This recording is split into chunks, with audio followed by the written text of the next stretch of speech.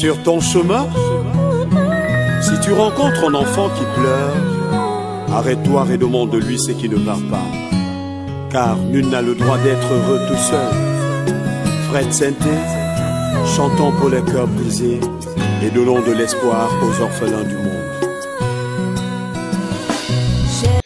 Mesdames et messieurs, bonsoir et merci de rester fidèles au programme de l'Afrique d'une seule voix et de Miroir d'Afrique. Nous sommes très heureux de vous recevoir ce soir dans le cadre de cet autre numéro de votre magazine qui place l'expertise africaine au cœur du développement. Vous l'aurez compris, vous êtes sur bonne gouvernance et dans le cadre de notre numéro de ce soir, nous nous intéressons à une problématique assez indispensable pour l'avenir de notre continent et bien sûr de la sous-région Afrique de l'Ouest. Nous parlons de l'avenir du Sénégal, nous parlons du Sénégal du futur et avant nous, quelqu'un l'a pensé, c'est une personnalité suffisamment ancrée dans le système administratif et de bonne gouvernance dans l'Afrique de l'Ouest. Vous aurez la possibilité de découvrir son portrait, mais avant, permettez-moi de vous rappeler que nous aurons la possibilité de décrypter pour savoir et vous faire savoir les contours, mais surtout les propositions concrètes, durables, faites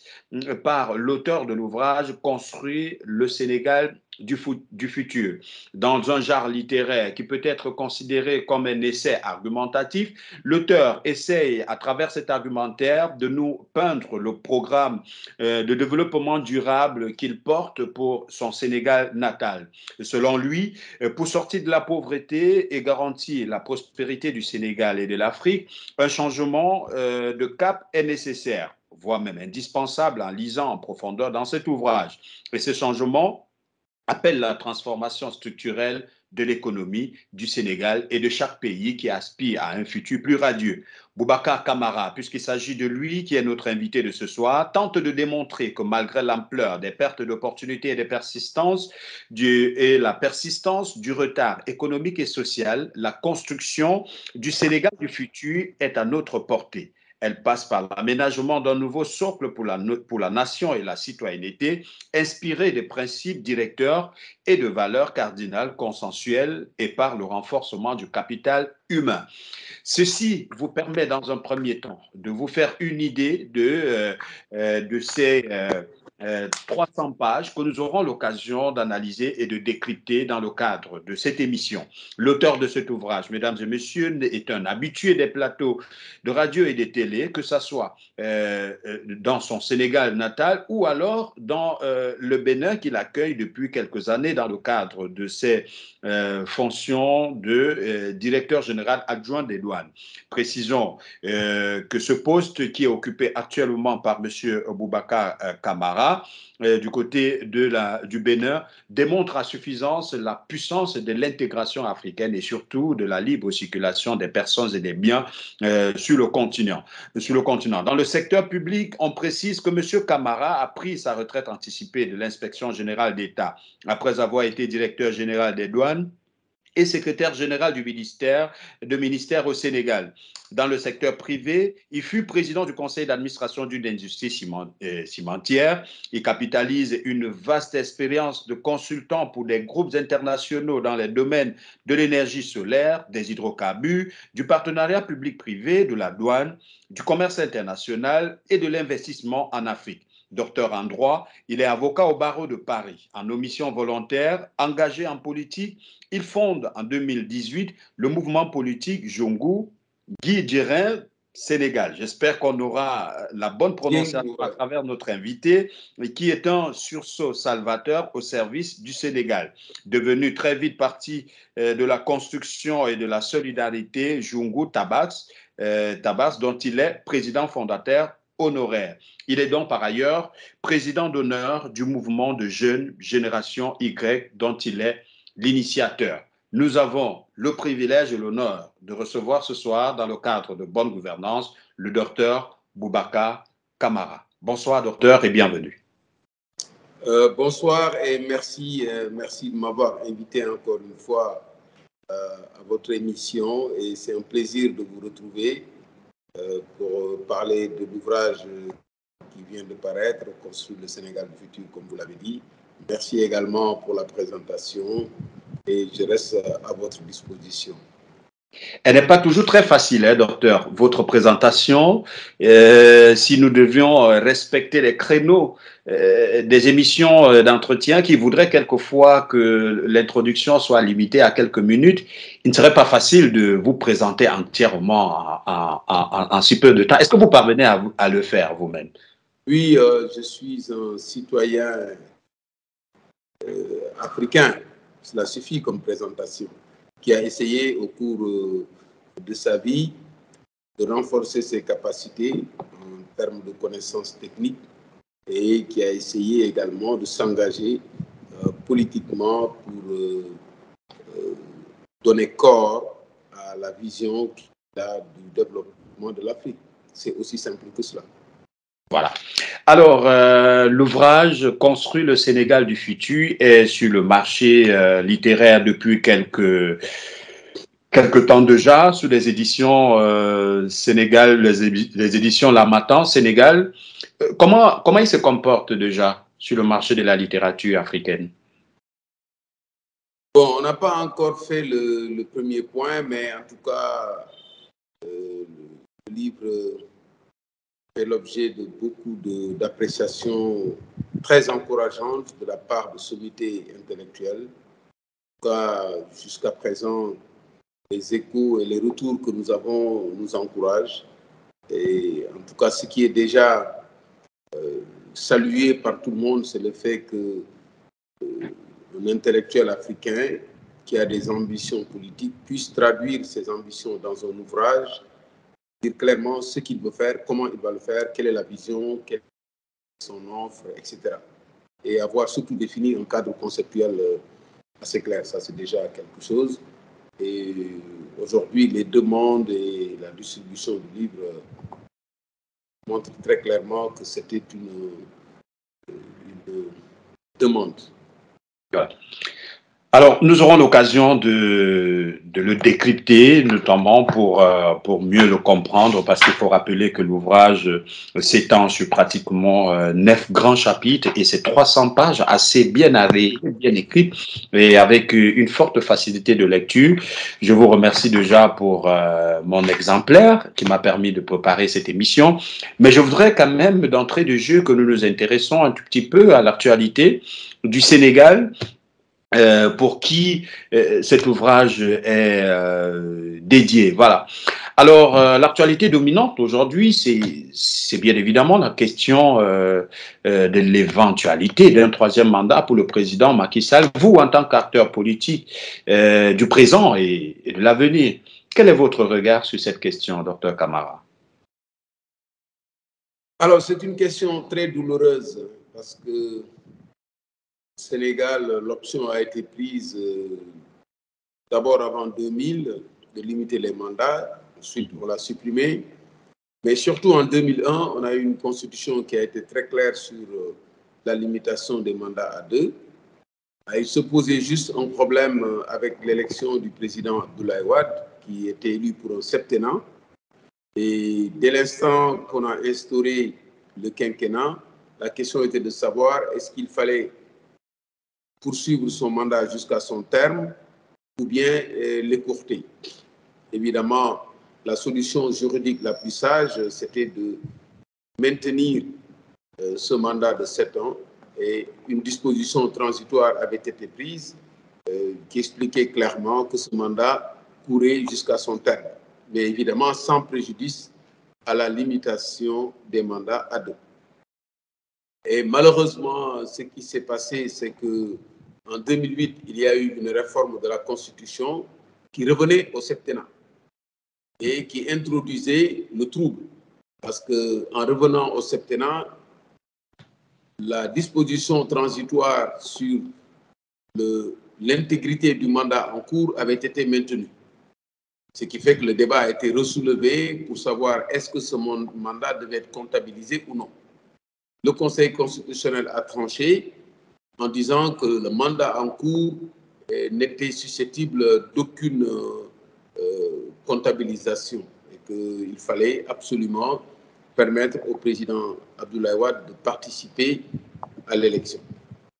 Donc, par un artifice juridique, on a réussi à dévoyer la limitation des mandats à 2.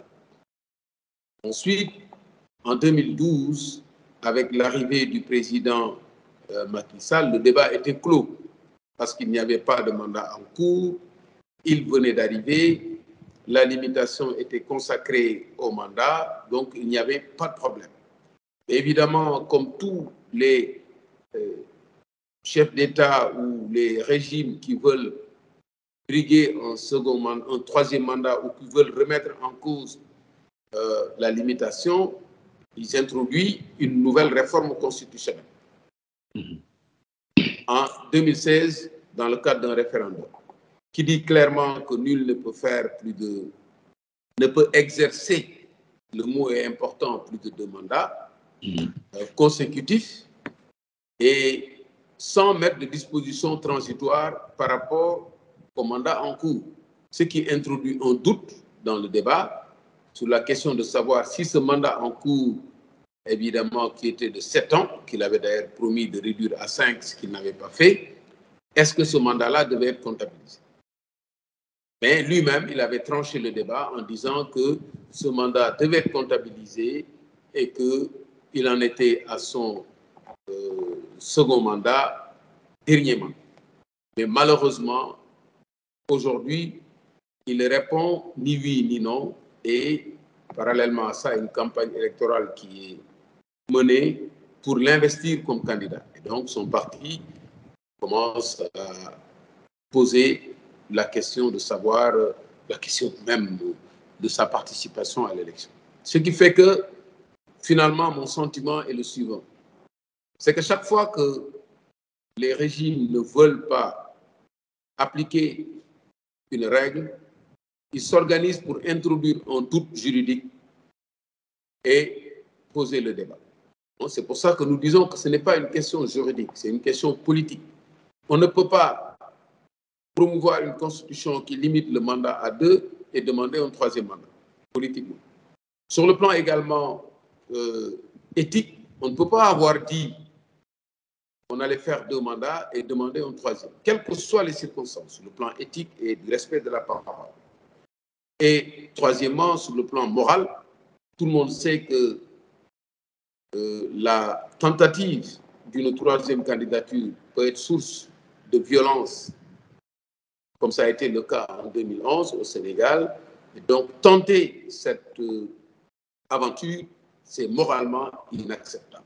Donc, finalement, voilà notre point de vue. Et que des solutions existent. Et dans le livre, effectivement, nous avons proposé une rédaction beaucoup plus sérieuse. Je dis bien sérieuse, parce que la rédaction actuelle, elle n'est pas sérieuse. Parce qu'on parle de nul ne peut exercer. Alors, exercer, ça ne veut pas dire être élu. Ensuite, on parle du mandat consécutif. Ça veut dire que si vous n'avez pas bouclé les 2 mandats, vous êtes de toutes les façons, même en démissionnant et en revenant, vous pouvez encore vous représenter et faire 2 autres mandats. Donc, ça n'est pas sérieux de parler d'exercice d'un mandat. Et ensuite, l'idée, c'est le séjour. Il faut limiter le séjour par personne. Dire que nul ne peut, au cours de sa vie, séjourner comme président au-delà de 10 ans, quelles que soient les circonstances. Donc, le problème n'est pas le fait que les mandats soient consécutifs ou non. Le problème n'est pas lié à la durée du mandat, parce que sinon, chacun peut changer la durée du mandat et reposer le débat. Donc, voilà. Nous avons proposé que nul ne peut exercer, nul ne peut séjourner comme président au-delà de 10 ans. Voilà, on va en parler, docteur, on va en parler. Nous avons suffisamment de temps pour décrypter notre ouvrage. Alors, mais je voudrais quand même inviter votre casquette d'observateur averti de la scène politique africaine. Est-ce que vous tentez quand même de comprendre la question du troisième mandat en Afrique? On sait ce qu'elle a coûté comme d'égards, tant sur le plan humain qu'infrastructurel dans les pays qui l'ont tenté. On a vu le cas en Côte d'Ivoire d'Alassane Drama Ouattara pour le compte du troisième mandat, une situation qui a coûté la vie à de nombreux Ivoiriens. On a vu la même scène se répéter du côté de la Guinée et qui a finalement débouché sur un coup d'État qui a renversé Alpha Condé à la tête de l'État après avoir imposer un troisième mandat. Ce sont des cas qui se sont répétés avec la tentative de Joseph Kabila qui a finalement été détournée à la dernière minute. On se souvient que l'arrivée également de Macky Sall à la tête du Sénégal est née de la contestation du peuple sénégalais d'un éventuel troisième mandat de la part du président Ouad. Finalement, on a l'impression que l'Afrique n'apprend pas de ces erreurs du passé. Est-ce que vous, en tant qu'observateur, vous tentez quand même de comprendre à la fois ceux qui, malgré les contestations, restent convaincus de la nécessité d'un troisième mandat, et d'un côté, ceux qui pensent que après 2 mandats, que vous ayez atteint vos objectifs en termes de développement ou pas, vous devez partir pour laisser la possibilité à quelqu'un d'autre d'essayer. Est-ce que comment vous vous positionnez dans ce schéma-là et comment est-ce que vous essayez de comprendre les différentes parties? Bon, moi je pense que limiter les mandats aujourd'hui est une exigence populaire. Vous l'avez expliqué, pourquoi il y a des remous? Parce que les gens veulent un changement après 2 mandats. Pourquoi ils veulent un changement? Parce qu'en général, justement, ces régimes africains ne répondent pas aux préoccupations des populations africaines. Donc, elles n'ont aucun intérêt à les garder. Et elles ne se battront pas pour les garder parce que justement, avec le pillage des ressources naturelles qu'on voit, avec les promesses qui sont non tenues, il y a un rejet de ces politiques africaines, de ces hommes politiques qui pillent leur pays, ça c'est très clair. Maintenant, ça devient une question africaine. Il appartient à l'Union africaine, dans les règles de fonctionnement, d'exiger que les mandats soient limités à 2 et que ça soit une règle claire. C'est une des questions. Est-ce que vous continuez à croire à l'Union africaine, à la capacité de l'Union pour l'Union africaine d'imparter sur certaines décisions politiques en Afrique? Ils peuvent absolument. L'Union africaine peut bien le faire. Sur 2 questions au moins, l'Union africaine doit montrer son utilité. C'est la question de la dévolution du pouvoir par des voies démocratiques avec une limitation des mandats. Ça peut être une règle acceptée par tout le monde et condition d'adhésion. Et deuxièmement, sur l'aliénation des ressources naturelles par le peuple, notamment par les assemblées nationales, et qu'il n'y ait pas de possibilité de les aliéner n'importe comment. Voilà les 2 questions de fond qui peuvent donner lieu à une renaissance de l'unité africaine. Parce qu'une unité avec des règles qui sont compatibles avec les aspirations des populations est une unité qui peut être solide. Mais une unité qui se bâtit sur la base de divergences sur des questions vraiment comme celles-là, qui sont devenues des questions fondamentales, c'est une unité qui est fragile. Et ça affaiblit l'Union africaine. Donc aujourd'hui, le débat, il est clair. Il n'est pas question de laisser les régimes politiques s'éterniser au pouvoir. C'est fini. Il faut absolument un renouvellement sur une base démocratique. Et l'une des premières règles, c'est la limitation des mandats à 2. Et je pense que c'est devenu une demande sociale universelle africaine. Voilà. Alors, nous allons sortir de cette question rapidement pour nous intéresser à la thématique principale de notre interview de ce soir, Dr Camara. Mais tel que vous décrivez la situation, vous êtes certainement contre le 3e mandat.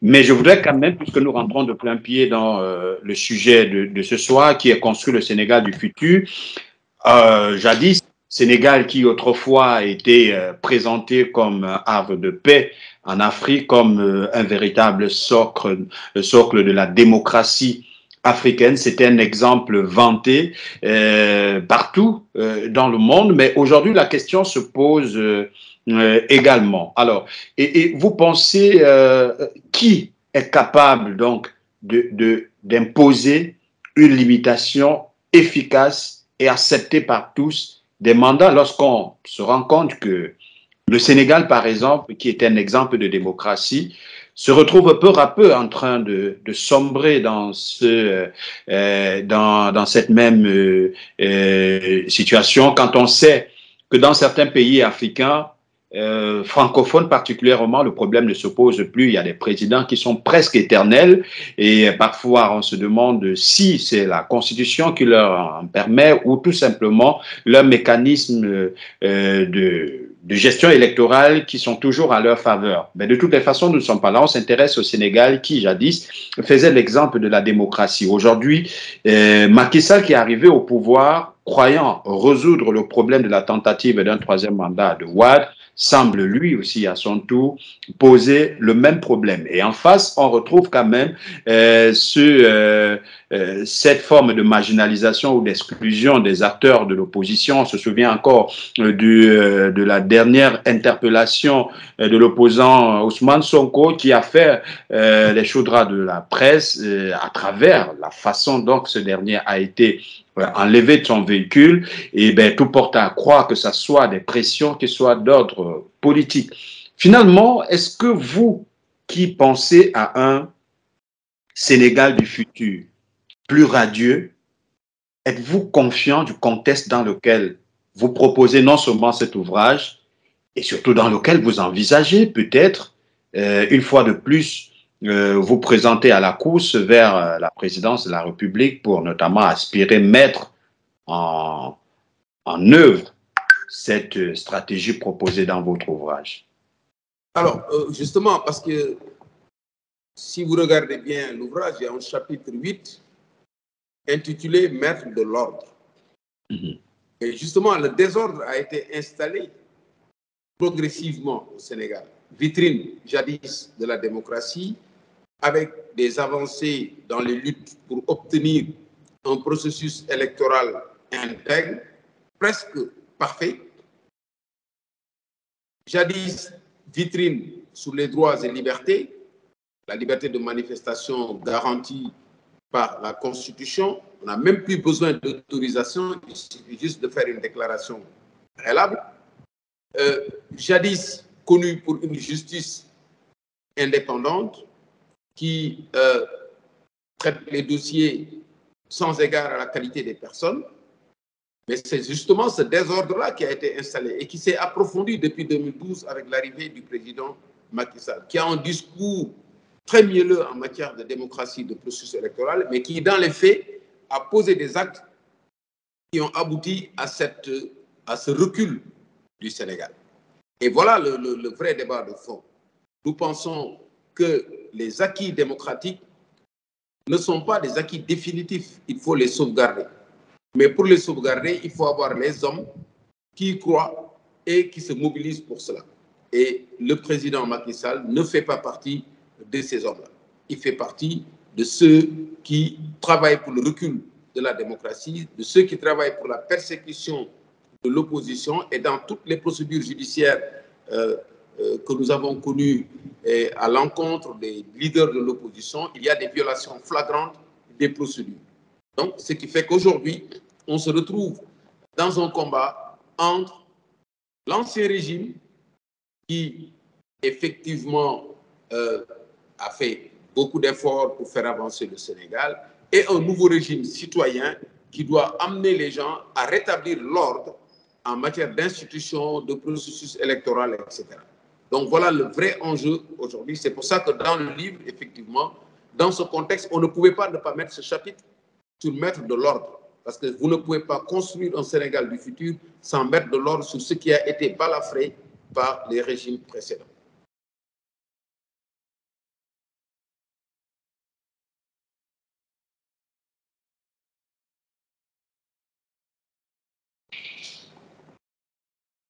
Je ne vous entends pas. Voilà, donc merci à vous, docteur Camara, et nous espérons bien évidemment qu'avant la fin de cette émission, vous nous permettrez de comprendre si l'ordre que vous envisagez mettre au Sénégal sera avant ou après Macky Sall. Voilà, de toutes les façons. Alors, intéressons-nous à présent à cet ouvrage que vous venez de commettre, qui est intitulé « Construire le Sénégal du futur ». On va s'intéresser dans un premier temps à la généralité contextuelle déjà de la publication de cet ouvrage, puisque ce qui nous intéresse le plus, c'est notamment le premier chapitre qui répond bien évidemment à cette logique contextuelle qui est axée sur la valorisation des atouts du Sénégal. Et d'entrée de jeu, je voudrais vous poser la question de savoir, pour vous, quels sont les atouts de votre Sénégal du futur? Alors, donc, la première partie du livre, c'est le prologue et les 3 premiers chapitres. C'est le cadre conceptuel, parce que vous ne pouvez pas faire un ouvrage sans fixer le cadre conceptuel. D'abord, c'est la vision. Ce que nous voulons, c'est un Sénégal prospère, bâti par un capital humain épanoui, à partir de l'exploitation judicieuse de nos ressources et évidemment la valorisation des chaînes et pour que ça profite à l'État, à l'entreprise, aux travailleurs, aux femmes et aux enfants. Ça, c'est la vision. Maintenant, cette vision, pour qu'elle soit réaliste, il faut qu'elle se bâtisse sur un pays qui a des atouts. Le Sénégal n'est pas un État artificiel. C'est un pays qui peut se développer, qui a les potentiels pour se développer. Le premier atout du Sénégal, c'est la stabilité politique, et remise en question de temps en temps par quelques soubresauts qu'on a connus, comme le soubresaut lié au 3e mandat, comme des soubresauts liés à différentes manifestations, la guerre au sud, en Casamance à un moment donné. Mais malgré cela, on a un pays stable. Stable, qui a une tradition d'élection depuis le temps colonial et où les règles démocratiques ont été conquises de haute lutte pour avoir l'isoloir, pour voter avec une pièce d'identité. Il y a eu des comités pour écrire, élaborer un code électoral consensuel. Il y a eu des ministères de l'Intérieur qui étaient neutres, etc., etc. Donc ça, c'est la stabilité qu'on a, qui est encore là, malgré les problèmes que nous rencontrons. Le deuxième atout essentiel, c'est que l'armée est une armée républicaine qui ne s'est pas impliquée dans les combats politiques et il n'y a pas eu de coup d'État, etc. Ça, c'est très important parce qu'ils sont la force armée et ils ont pu savoir à raison garder jusqu'à présent. Ensuite, les atouts sur le plan économique. On a 700 km de côte avec des richesses halieutiques incroyables. Évidemment, il faut veiller à ce que ces richesses ne soient pas aliénées n'importe comment, comme vous avez dit tout à l'heure. L'autre atout du Sénégal, c'est les ressources naturelles que nous avons. La découverte du pétrole, du gaz, on a déjà le zircon, les phosphates, etc. Ça, c'est très, très important. L'atout le plus précieux du Sénégal, c'est le capital humain. Ayant été le centre de l'Afrique coloniale de l'Ouest, il y a eu des universités. La faculté de médecine, par exemple, date de 1918. On a eu des écoles pour former des enseignants, des écoles pour former des ingénieurs, etc. Et le capital humain sénégalais s'est éparpillé dans le monde comme une sorte, un nuage de cerveau qui sert plus d'ailleurs les autres pays que l'Afrique. Avec les ressources naturelles, ce matching est un matching salvateur pour le développement de notre pays. Ça, c'est un avantage extrêmement important. On a une tradition de démocratie, de liberté qui est là. Et ensuite, on a des confréries religieuses modérées qui jouent un rôle très important dans la stabilité de notre pays. Pratiquement beaucoup de Sénégalais se sont affiliés à ces confréries et écoutent leurs conseils et leurs directives. Et eux, ils sont des facteurs de stabilité et de paix au Sénégal. Et chaque fois qu'il y a des problèmes, leur intervention permet de décranter la situation. Voilà, entre autres, quelques avantages qui sont fondamentaux et qui constituent des atouts du Sénégal, mais qui doivent être valorisés et qui ne doivent pas être remis en cause n'importe comment. Voilà. Alors, parlant de cette valorisation des acquis, des acquis et des atouts du Sénégal, vous parlez notamment dans le deuxième chapitre de cet ouvrage de la nécessité de réinventer un socle pour la nation. Et finalement, en parcourant ce chapitre un peu plus loin, vous utilisez une expression qui peut paraître un peu très forte même pour certaines personnes, la refondation du Sénégal. Pensez-vous à la nécessité de cette action dans votre lecture actuelle du Sénégal? Elle est fondamentale. Regardons historiquement qu'est-ce qu'on a eu. On a eu l'indépendance en 1960 sur la base d'un accord avec la France et avec une constitution qui était presque une copie de la constitution de 1958. 58, ouais. Avec une conception de la laïcité qui était là, avec des règles de fonctionnement qui n'ont jamais été réellement discutées. Aujourd'hui, une nation doit avoir des principes directeurs sur lesquels on s'entend. Avec l'évolution, on a vraiment de vrais sujets. Quels sont les principes directeurs? Quand vous voyez la Constitution française, elle a une histoire. Depuis les différentes révolutions avec la 4e République, comment il fallait casser la 4e République, l'intervention de De Gaulle. Et c'est l'ensemble de cette histoire-là qui a permis de bâtir une constitution consensuelle, qui est encore là. Chez nous, on n'a pas eu ce débat-là. On n'a pas eu le débat sur la place du travail, principe directeur. Alors, donc, si je comprends bien, votre refondation, elle est constitutionnelle. Elle est sociale. Et après, maintenant, la Constitution n'est que le résumé des principes directeurs et des valeurs cardinales sur lesquelles les gens se sont entendus. Le processus de formation de la nation dans notre pays n'est pas achevé. Parce qu'en dehors du territoire, en dehors de l'État institutionnel, il y a la population qui doit avoir une volonté de vie commune. Mais cette volonté de vie commune n'est pas gouvernée par le hasard. Il faut en discuter. Si on doit vivre en commun, sur quel principe directeur on s'entend? Il n'y en a pas au Sénégal. On n'a jamais discuté sur le principe directeur du travail. Que représente le travail? Nous pensons, dans le livre, nous l'avons expliqué, que le travail est le seul vecteur de développement. Il y a des gens qui pensent qu'on n'a pas besoin de travailler, qu'il suffit d'avoir du génie et de faire ce qu'on veut pour s'enrichir. Et on l'a vu, il y a des gens qui ne travaillent pas et qui ont un niveau de vie qui dépasse largement celui de ceux qui ne travaillent pas, ceux qui travaillent. On a le mérite pour la distribution des postes. Aujourd'hui, au Sénégal, on distribue des postes politiques sur la base de victoires électorales. Alors qu'aujourd'hui, le mérite doit pousser à l'appel à candidature pour les postes. Nous l'avons proposé plus loin. Le mérite. On n'a pas le respect des diversités, etc. Le respect, ce n'est pas quelque chose qui est acté dans nos constitutions, dans nos discussions. Aujourd'hui, j'ai parlé des confréries. Il n'y a aucune disposition au Sénégal légale qui reconnaît l'existence de ces confréries. Et pourtant, c'est un fait social qui est là. L'État participe à leur développement, fait des investissements dans les villes religieuses, fait des cérémonies, dépense de l'argent qui n'est retracé dans aucun budget de l'État. Alors, Monsieur Camara, quand même, si vous me permettez, vous gardez le fil de vos idées. On se souvient également que parmi les forces historiques du Sénégal, il y avait cet ancrage nationaliste, citoyen. Finalement, est-ce que pour vous, aujourd'hui, vous pensez que la refondation du Sénégal peut s'étendre à la réforme de la citoyenneté sénégalaise?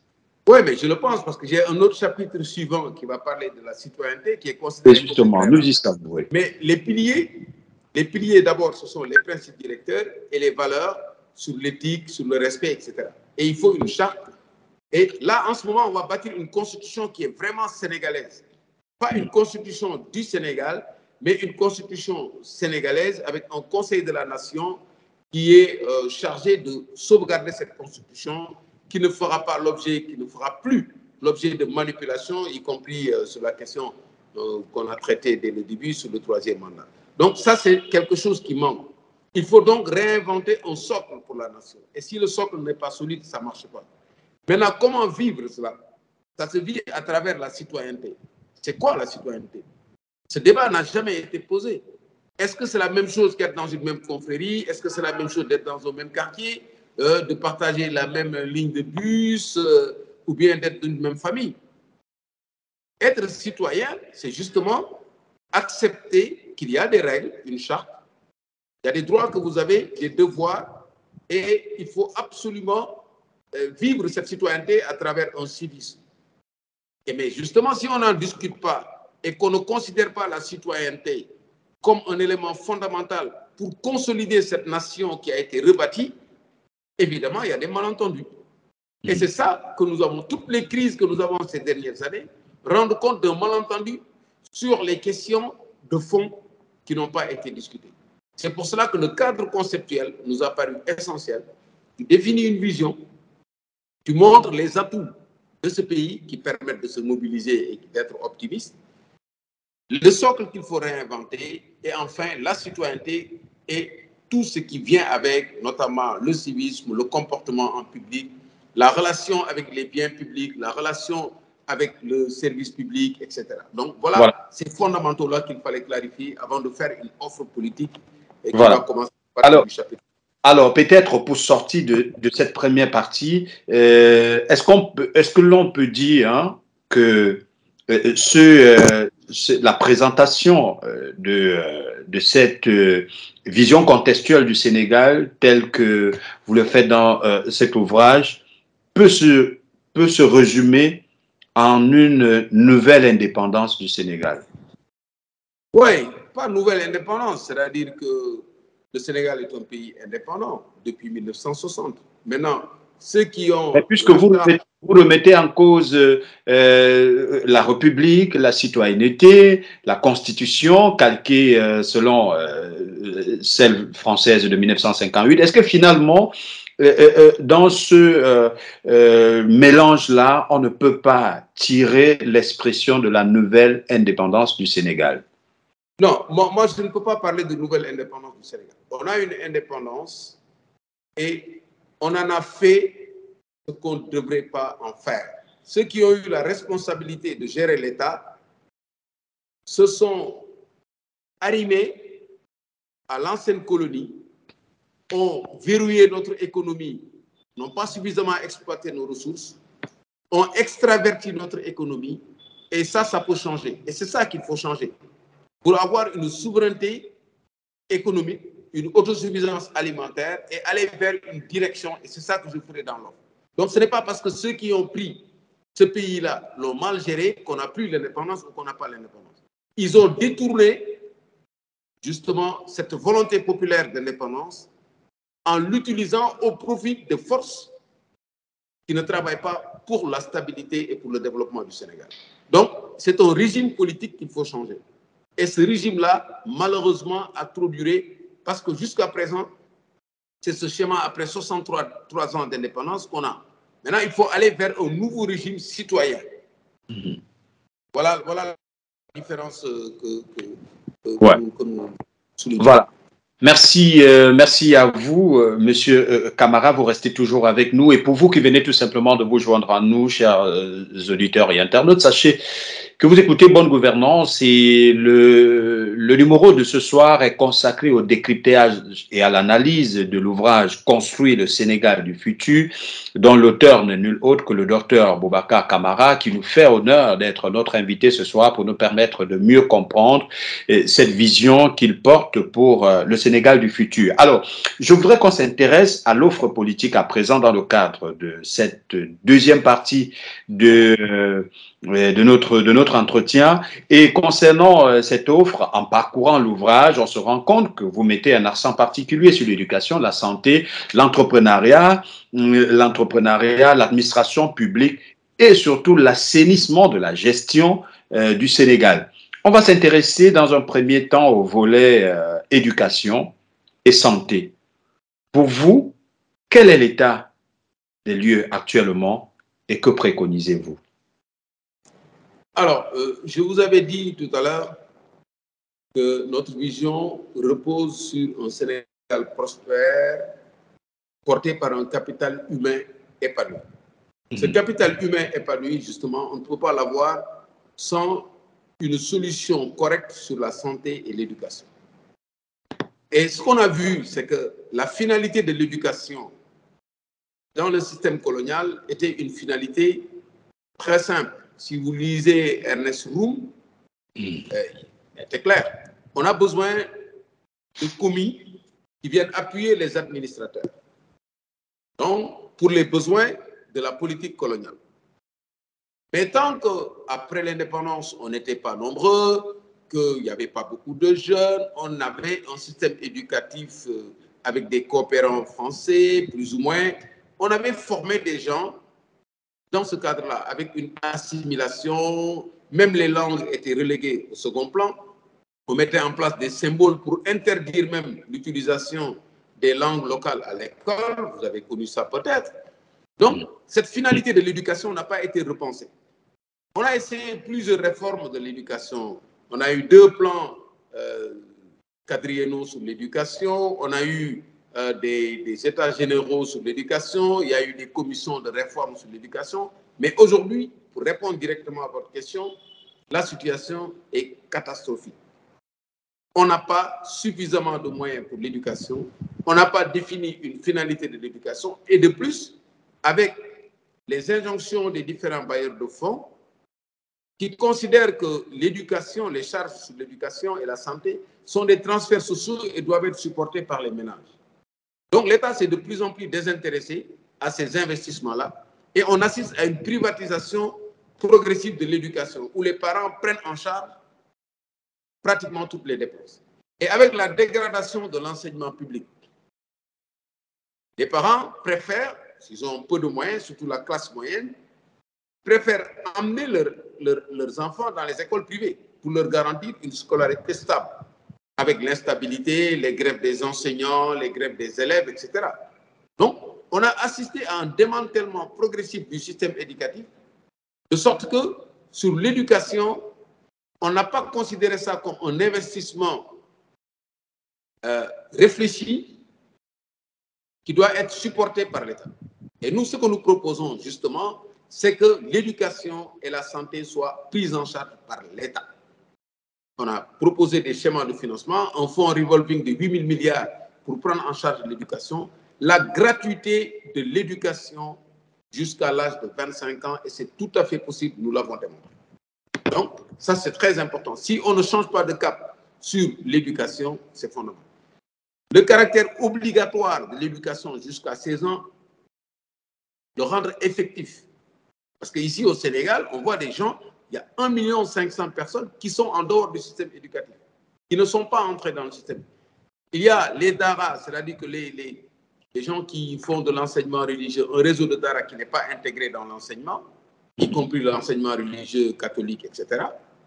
C'est clair, ils ne sont pas dans le système de l'enseignement et pourtant ils sont alphabétisés en arabe et tout. On doit pouvoir les intégrer. Les enseignants de ces écoles d'ara et tout ça ne sont pas rémunérés par l'État. Ça, c'est clair. Mais ensuite, quand vous voyez tout ce qui se passe dans le financement de l'éducation, les infrastructures, on a des abris provisoires partout. Mais c'est une situation qui est incroyable. Des abris provisoires.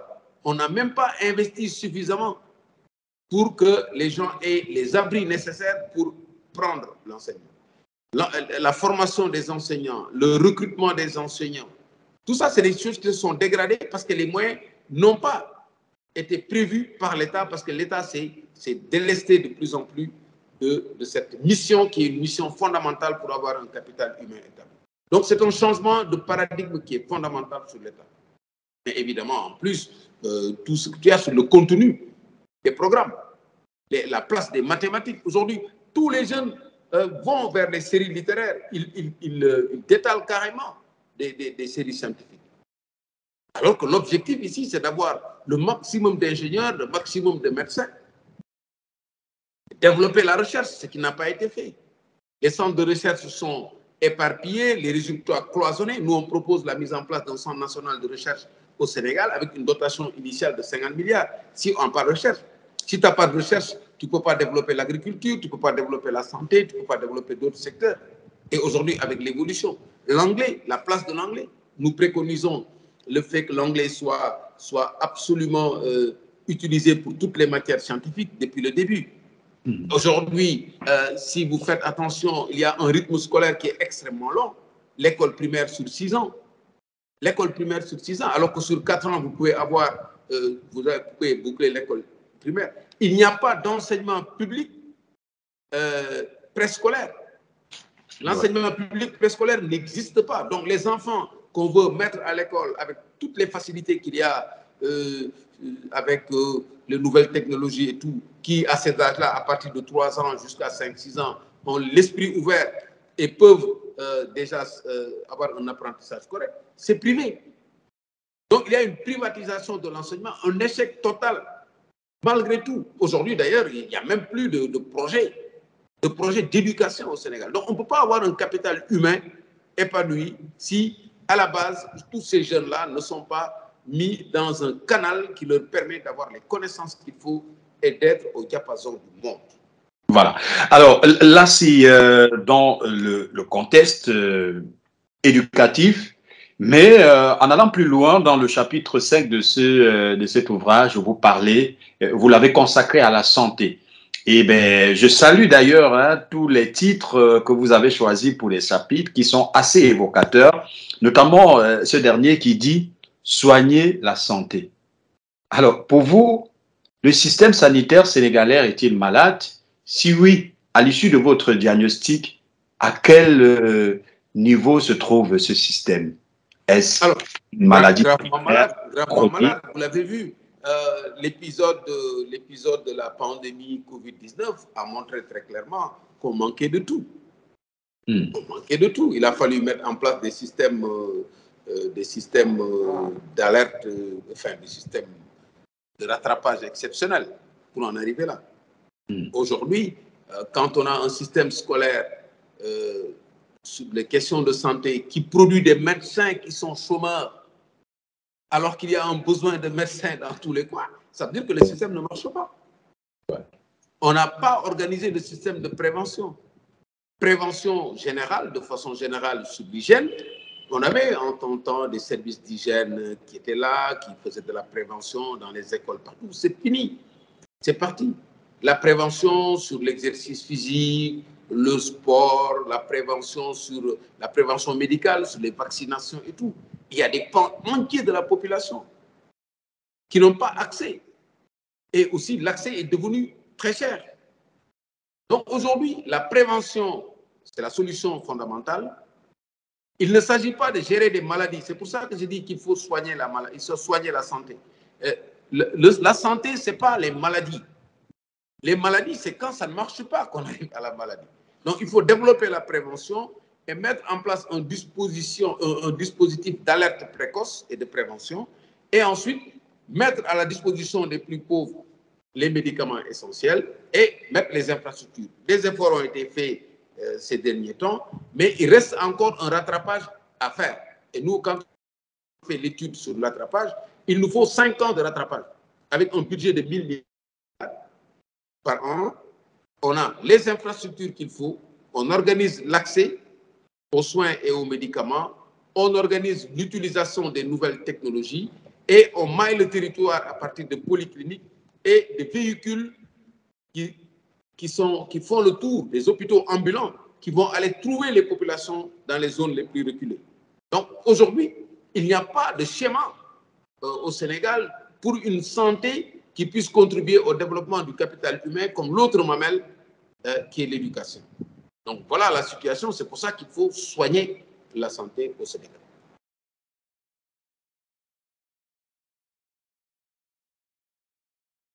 Voilà, et d'ailleurs, c'est l'occasion d'inviter toute personne, tout Africain soucieux d'un avenir durable pour notre continent de lire cet ouvrage. Et je vous le précisais encore, Construire le Sénégal du futur et publié aux éditions L'Harmattan Sénégal par M. Boubacar Camara. Alors, Monsieur Boubacar Camara, nous avons les 10 dernières minutes de notre entretien. On n'a pas vu le temps passer, hein. Toujours est-il que lorsque le sujet est passionnant et instructif, ben, on ne voit pas très souvent le temps passer. Alors, nous allons parler des 3 derniers chapitres de cet ouvrage, ce que moi, personnellement, j'ai consacré les deux dernières parties de l'ouvrage, l'avant-dernière qui est consacrée à ces 2 chapitres, notamment le 6 et le 7, et puis le 8 et le 9. Alors, prenons le 6 et le 7. Nous parlons là de la production. Et toujours avec des titres assez poignants, produit ou péri. Alors, on comprend systématiquement à travers ces titres de façon littéraire que pour vous, au-delà de la production, ben, c'est de la perdition totale, en fait. Si on s'éloigne de la production qui est, selon vous, dans cet ouvrage, gage d'une autosuffisance alimentaire, on court le risque de sombrer dans un chaos total. Sous quel élément concret, sous quelles données vous appuyez-vous pour estimer que le contraire de la production dans le contexte sénégalais, c'est le péri? C'est sur l'expérience. On a eu 63 ans d'indépendance. L'Afrique est là depuis, le continent le plus riche à tout point de vue et le continent le plus dépendant. Je dis c'est un continent immensément riche et étonnamment pauvre parce qu'on n'a pas produit. Et j'ai dit un pays qui ne produit pas est un pays mort. C'est comme un téléphone qui n'a pas de puce, qui n'a pas de réseau, qui n'est pas dans le réseau, c'est un appareil mort. C'est exactement ça. Nous avons un pays qui peut produire. On a les ressources naturelles qu'il faut transformer. Vous avez la bauxite de la Guinée avec le gaz sénégalais. Vous avez l'aluminium pour exporter à travers le monde. Vous avez le fer partout, de la Guinée-Bissau, du Sénégal. Vous avez l'énergie, mais vous pouvez produire le fer qui est à la base de toute l'industrie lourde. Vous avez du pétrole, vous pouvez faire une pétrochimie. Vous produisez, vous pouvez faire vos pneus au lieu d'importer des pneus usagés. Hein, vous pouvez faire tous les produits. Donc, on n'a pas produit sur l'industrie. Sur l'agriculture, même chose. Si vous n'investissez pas pour mettre le sol, pour l'eau et tout, vous ne produisez pas, vous n'avez pas de produits agricoles que vous ne transformez pas en huile. Nous, au Sénégal, on a de l'arachide qu'on exporte et puis on importe de l'huile végétale alors qu'on a de l'arachide. Donc, c'est des options qui sont claires. Hein. On n'a pas fait ça pour l'élevage, c'est la même chose. Pour la viande, le lait, etc. On importe de la poudre de lait qu'on transforme sommairement pour avoir du lait de très très mauvaise qualité. Hein. Sous la viande, même chose. Sous la peau, on importe des chaussures, des sacs, alors qu'on a la peau au niveau qu'on peut transformer. Sur l'élevage. La pêche, n'en parlons pas, avec les conserveries qu'on peut développer à partir des ressources halieutiques que nous avons. On ne l'a pas fait. Sur l'artisanat, on a énormément de produits. Ça occupe pratiquement la majorité de la population avec l'agriculture et l'élevage. C'est la même chose. Il n'y a pas de production, il n'y a pas de développement de cette certification, il n'y a pas d'aide. On préconise sur l'artisanat, l'Office sénégalais de l'artisanat avec un fonds de 350 milliards. Sur les industries culturelles, qui sont notre fort, qui sont la force de l'Afrique. On a connu le Festival mondial des arts, on ne l'a pas développé. Sur le tourisme, il y a tellement de choses à voir, on ne l'a pas développé. Donc, on n'a pas produit. Produit pas, on périt. Voilà. Alors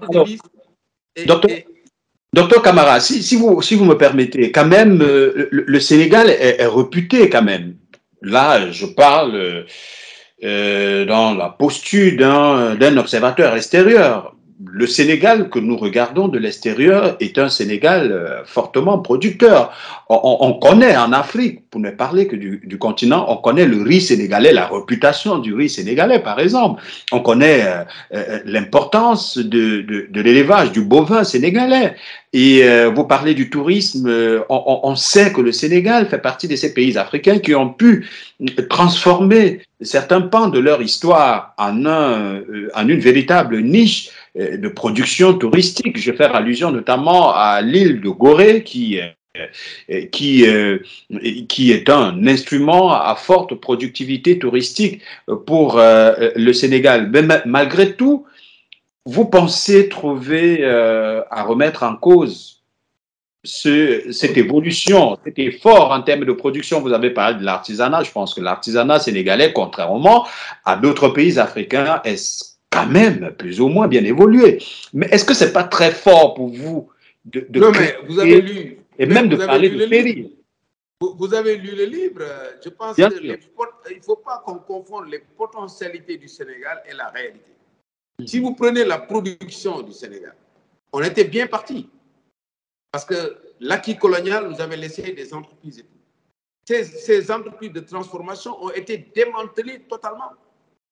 Aujourd'hui, si on regarde les chiffres au Sénégal, pour arriver au niveau moyen d'un pays émergent en termes de production, il nous faut 74 ans. Pour arriver au niveau du Maroc, il nous faut 53 ans. Pour doubler la production qu'on a, pour doubler ça, pour que ça ait un effet, il nous faut à peu près 23 ans. Donc, la réalité des chiffres est là. Mais si vous suivez la communication gouvernementale au Sénégal, vous pouvez penser que c'est un paradis. C'est du saupoudrage. Sur la production, c'est du saupoudrage. Sur le tourisme, on a un taux de retour qui est extrêmement faible. On a des potentialités culturelles, mais c'est les mêmes. On te parle de Gorée, de Saint-Louis et tout. Il y a énormément de potentialités. Les produits touristiques ne sont pas valorisés. Si vous parlez de l'élevage, c'est encore pire. Aujourd'hui, il n'y a même pas d'infrastructure pour garder le produit. Donc, il y a cette histoire d'affichage politique, mais la réalité, justement, c'est ça que nous avons essayé de démontrer dans le livre. Pour montrer que la production, voilà la situation actuelle, voilà ce qu'il faut faire pour y arriver, et à ce rythme-là, où est-ce qu'on va arriver. Donc, aujourd'hui, il faut qu'on lave de tous les cerveaux cette idée du Sénégal qui s'est développée, qui a avancé.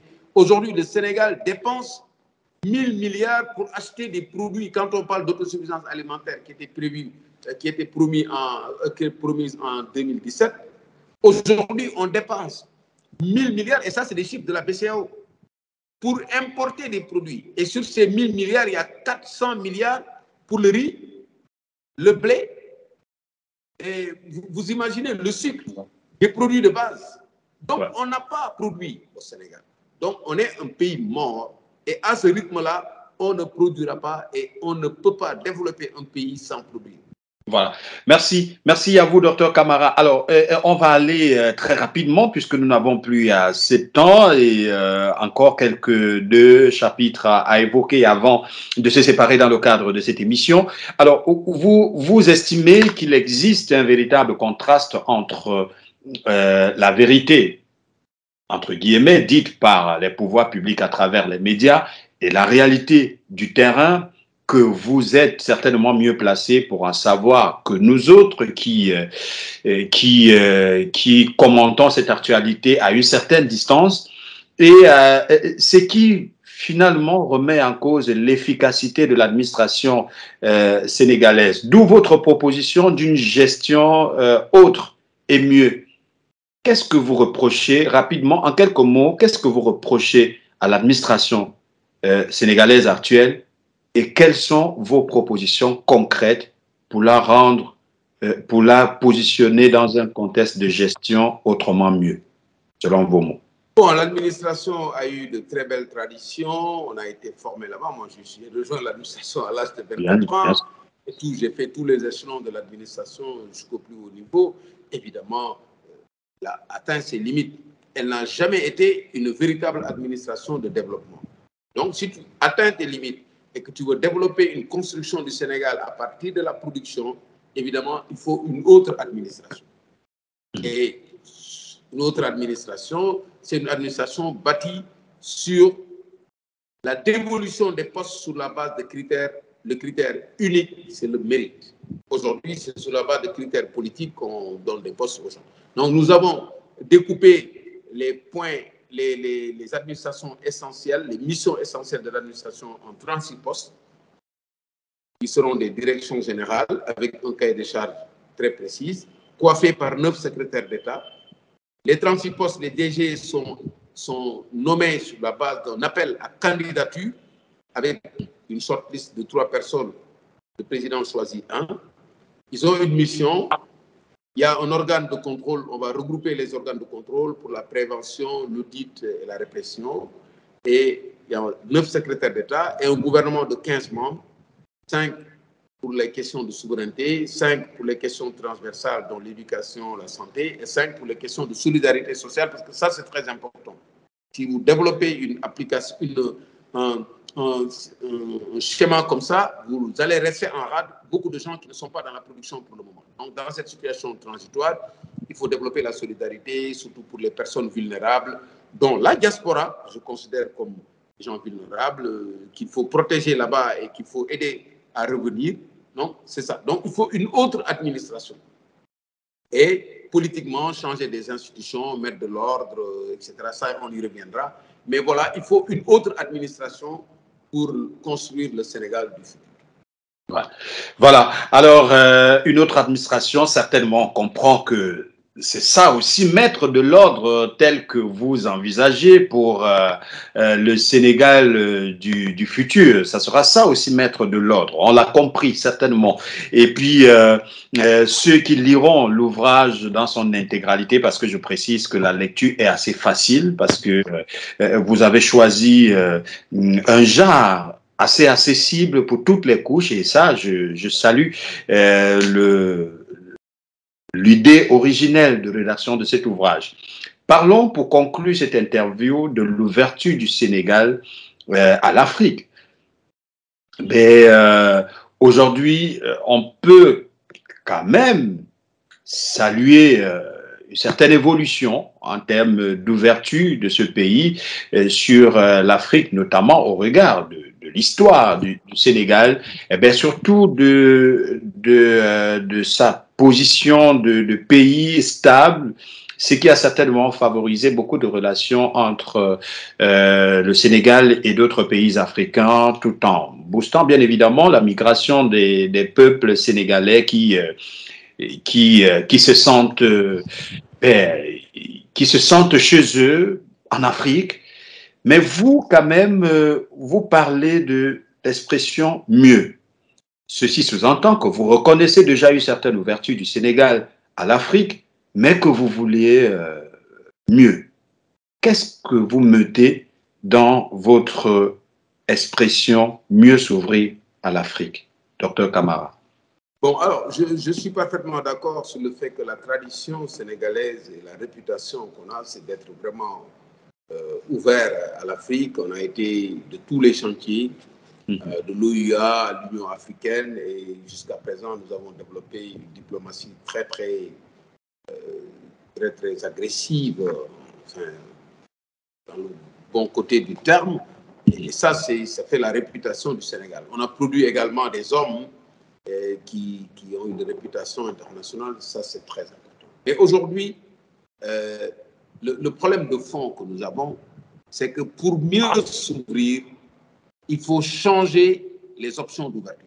Les options que nous avons jusqu'à présent, c'était des unions douanières, sans libre pratique d'ailleurs. Il n'y a pas suffisamment de circulation entre les pays. Bon, il y a un projet de zone de libre-échange, mais si on ne produit pas, justement, on va échanger les produits des autres. Il faut produire. Donc, pour le faire, nous avons opté pour une fédération par cercle concentrique, une fédération de l'Atlantique Ouest.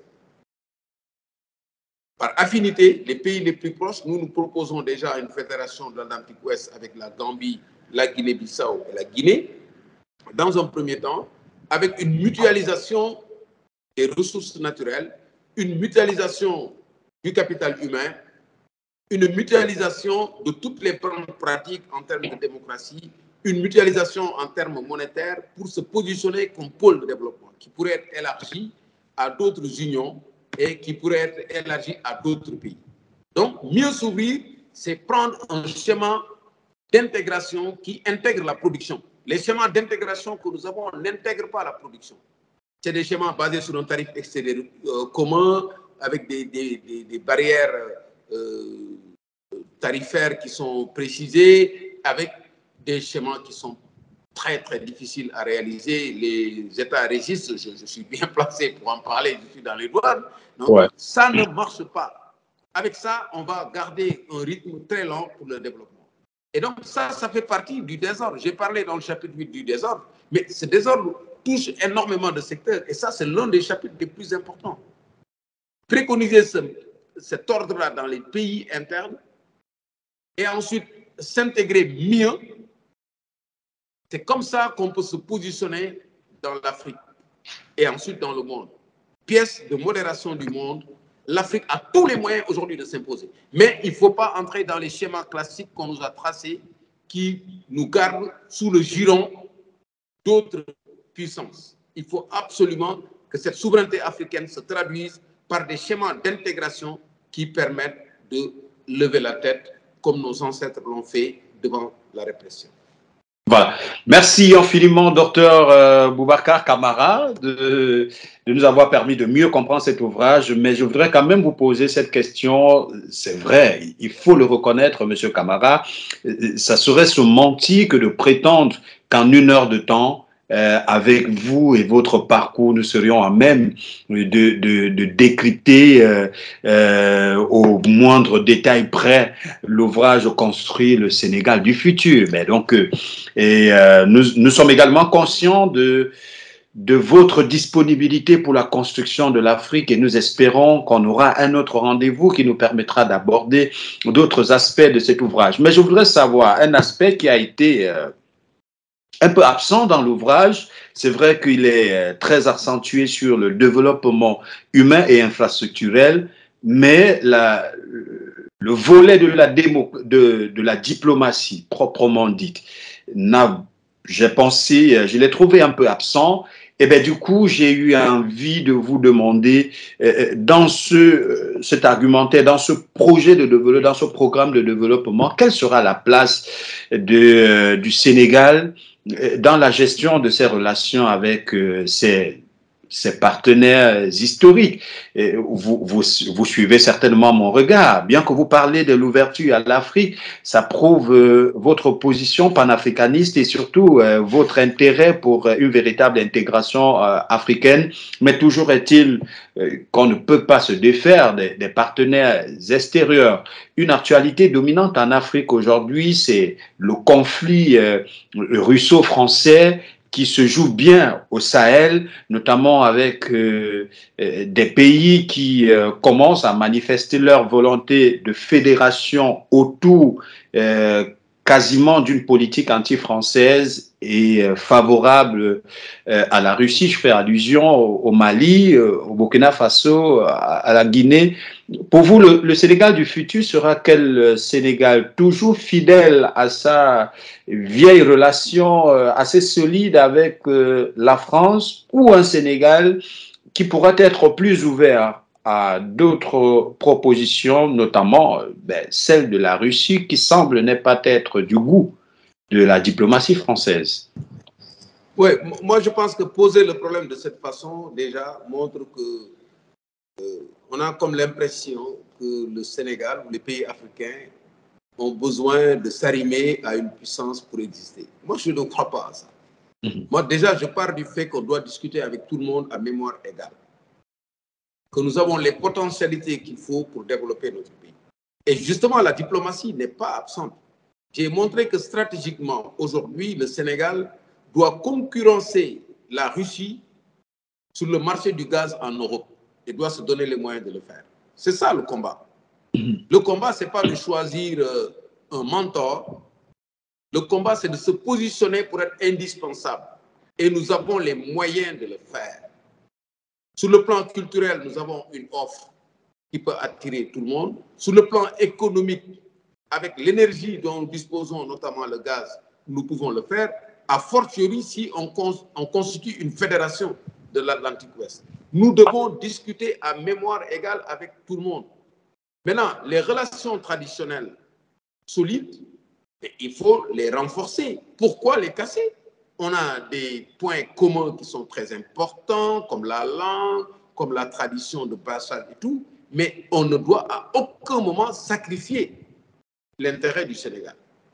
Donc, il faut arrêter de diaboliser les hommes politiques africains qui considèrent qu'il faut avoir de l'indépendance d'esprit et choisir des partenaires en fonction de leurs intérêts. Nous n'avons peur de personne, nous ne stigmatisons personne.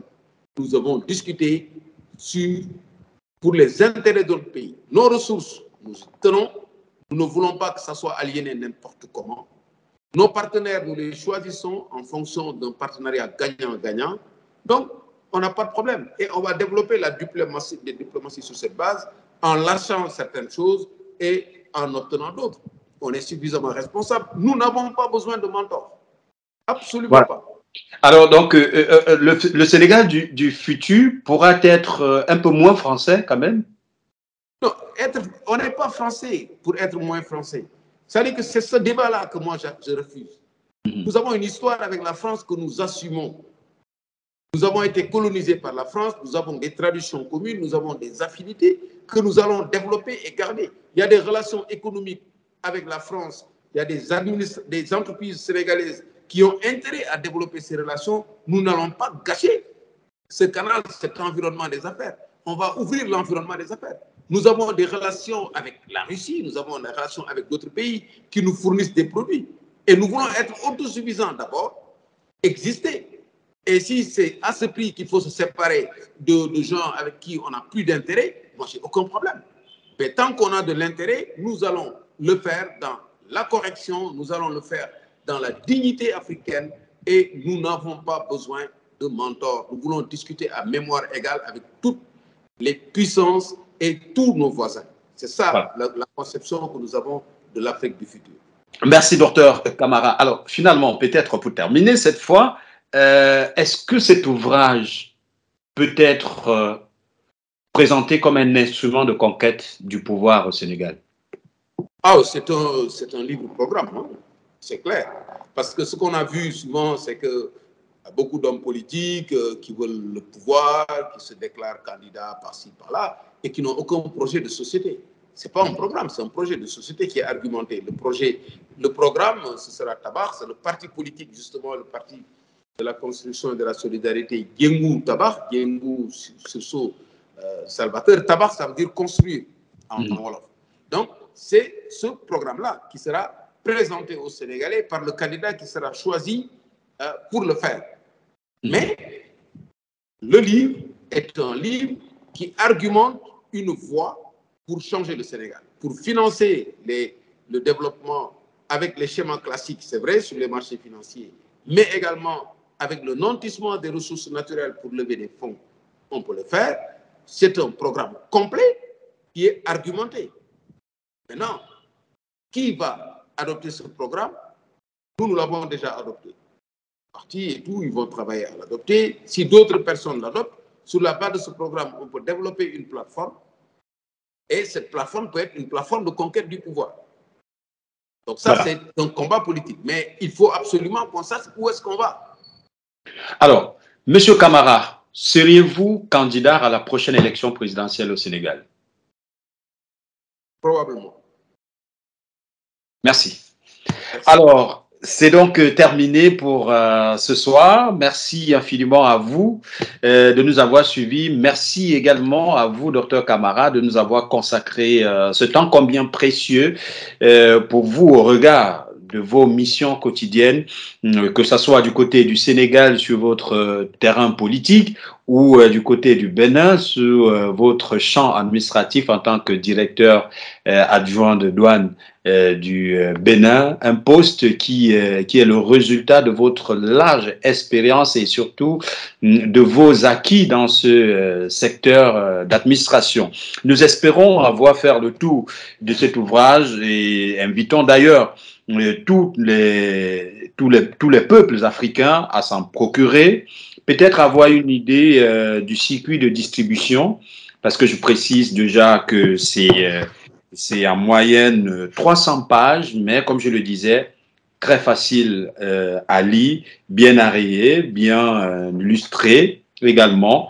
Ben donc, j'ai pris, peut-être parce que je suis un amoureux de lettres, mais j'ai pris moins de 24 heures pour faire la première lecture et il m'en fallait une seconde pour comprendre des aspects un peu techniques de l'ouvrage, puisque je devais avoir le privilège d'être en face de son auteur, pour ne pas me faire coller. Je me suis donc livré au jeu d'une double lecture. Et bien, je vous le recommande également, et peut-être à travers vous, Monsieur Camara, avoir le circuit de distribution. Je l'ai eu du côté de Paris, c'est déjà très bien. Et ça prouve à suffisance que même du côté de l'Europe, c'est assez accessible parce que les consignes ont été données et en moins de 24 heures, j'ai reçu mon exemplaire. Donc, où que vous soyez, vous également dans la zone Europe, je pense qu'à travers le même canal, vous pouvez le recevoir. Alors, pour les cibles africains, Monsieur Camara, je vous laisse peut-être cette dernière parole pour nous donner une idée du circuit de distribution de cet ouvrage qui mérite d'être lu par tous les Africains qui ont l'ambition d'un futur radieux pour notre continent. Oui, bon, pour le circuit, c'est le circuit de l'Harmattan. Hein, c'est disponible sur Amazon et sur toutes les plateformes de l'Harmattan, d'une part, et dans les librairies où ça a été déposé dans certains pays. Mais surtout, on a notre circuit également. Nous avons acheté des livres dans le circuit, des associations associées ont acheté des livres pour les vendre. Donc, le livre est relativement disponible et les gens n'ont pas de difficulté pour les acquérir. Il faut donc, comme vous avez fait, lire et relire. Et nous vous remercions de nous avoir vraiment invités. Nous sommes à votre disposition pour revenir sur des sujets précis, sur le livre, détailler les propositions qui sont formulées. Il y a plus de 400 propositions qui sont proposées, qui sont formulées dans le livre et qui sont argumentées. Et donc, je pense que c'est ce genre de démarche qui permet de clarifier l'option politique qu'on a adoptée. Merci beaucoup. Merci infiniment à vous, Monsieur Camara. À très bientôt pour un autre entretien. Sous quelle casquette cette fois? Je pense que peut-être ça sera celle qui ouvrira votre campagne pour les prochaines élections présidentielles. Ou peut-être que vous nous accorderez le privilège d'interviewer, d'avoir la première parole du futur président de la République du Sénégal. Nous vous le souhaitons d'ailleurs. Merci beaucoup. Merci une fois de plus et merci également à toutes les équipes qui travaillent autour de vous pour rendre plus visible ce travail. Mesdames et messieurs, point final maintenant pour notre aventure Bonne Gouvernance qui rentre en gare tout de suite et maintenant. Nous avons eu donc le privilège d'échanger à bâton rompu et sans filtre en compagnie de notre invité, le docteur Boubacar Camara, qui nous a permis non seulement de redécouvrir le Sénégal d'aujourd'hui et de demain, mais surtout nous a offert des clés nécessaires pour débloquer des aspects qui, selon lui, concourent au ralentissement du processus d'émergence du Sénégal. C'est un ouvrage assez consistant. J'en suis habitué, mais à chaque découverte, j'ai toujours un goût particulier et celui de construire le Sénégal du futur, c'est cette vision panafricaniste qui nous donne envie de croire à l'avenir de notre continent. Merci à l'ensemble de l'équipe technique qui nous a accompagnés, équipe technique conduite par Olivier Segbor avec la collaboration d'Éric Gade, sous la coordination de Génie d'équipe placée sous la supervision générale de Pape Kolifay. Je suis Pablo Guissamba, au plaisir, mesdames et messieurs, retrouvons-nous lundi prochain lorsqu'il sera 17 h pour une autre aventure avec un autre Africain qui se démarque, un autre Africain qui s'investit pour la transformation de notre continent. Ne l'oubliez jamais, nul n'a le droit d'être heureux tout seul. Bonsoir à Dakar, c'est au Sénégal. Au revoir.